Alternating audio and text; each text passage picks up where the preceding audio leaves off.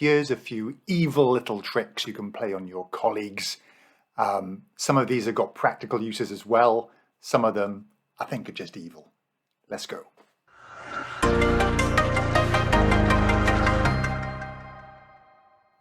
So the first one I want to show you is the autocorrect trick. Okay, if you've ever typed something like bracket C bracket and it autocorrects it into a copyright symbol, that's autocorrect. Okay, so you go to File, Options, and this is on your colleague's computer when they've snuck away from their desk. Remember everybody, Windows key L locks your keyboard when you're in the office. So we go into Proofing and then Autocorrect Options, and that's where all these common typos and things are listed. But you can use whatever you want, and if you wanted to, I'm not saying you should, you could replace the word "the" with the word "idiot." Okay, and then whenever they type the word "the" in Excel or in Outlook, in PowerPoint, in Word, it changes it to "idiot." Okay, maybe don't do that one. All right, maybe don't do that one. How do you use this for good? Well, I've got some formulas pre-built, and I'll put a little link to my video on this. But I pre-build my formulas that I use a lot with these little shortcuts. Okay, so what does DDL do? Well, I've got a little list here. Okay, and I just want a list of the duplicates. So DDL. Okay, press enter. It builds this little formula for me. All I have to do is click on this, highlight that, and it'll give me a list of all the duplicate values. So if I put apple in here as well, see, apple and pear now show up. So that little autocorrect, it's a long old formula. The video, like I said, the link popped up. I'll put it at the end as well, put in the show notes how to build that. Another one I really like is this one. So I'm a big XLOOKUP fan. So I do XXM, which automatically puts the word missing on the end, which I pretty much always do. And then all I have to do is say, hey, look up that value, okay, in this column and bring back that column.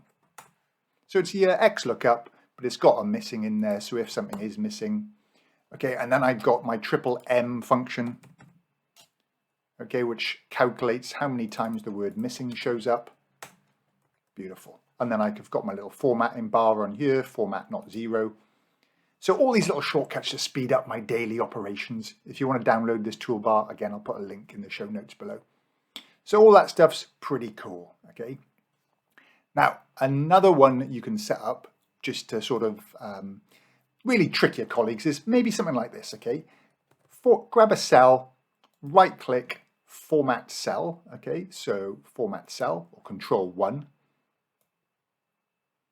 Let's go to custom and we'll format the cell as the number 9, okay? What do you mean when? Okay, so 2 and 2.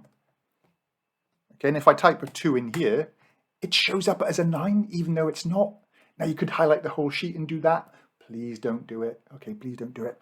But you could trick your colleagues by saying, hey, have you seen this? This is really weird. Equals 2 plus 2 equals what?